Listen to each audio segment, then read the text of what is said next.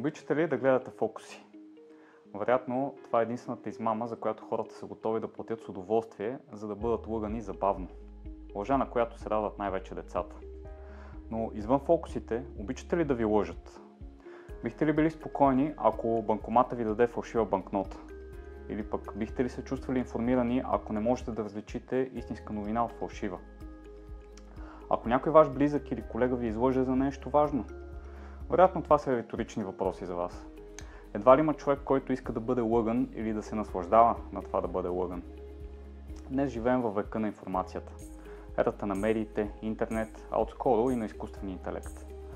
Ако допреди векове или дори само преди няколко десетилетия дефицита на информация е бил проблем, то днес живеем в дни, в които имаме дори излишък от информация. Днес повече от всякога имаме достъп до всевъзможни книги и учения, гурута, учители, ментори, коучове, които предлагат всевъзможни решения за това как да живеем пълноценен живот или да намерим смисъл. И за съвременния човек може да бъде наистина объркващо. Кое е правилно, кое е грешно, кое да избере, как да постъпи. В Евреи 4 глава 12 стих може да видим: защото Божието Слово е живо, деятелно и по-остро от всеки меч, остър и от двете страни.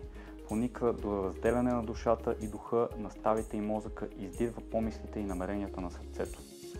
Божието Слово не е просто текст, а динамична сила, която разкрива истината и изобличава греха и оформя характера ни за вечността.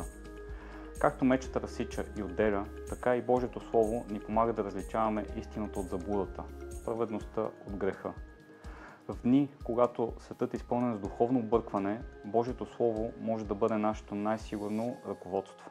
Когато позволим то да работи в нас, то може да ни трансформира и да ни превърне не просто в това, което искаме да бъдем, но в това, което Бог вижда, че можем да бъдем. А то е много повече и от най-смелите ни мечти. Нека бъдем това, което Бог иска от нас.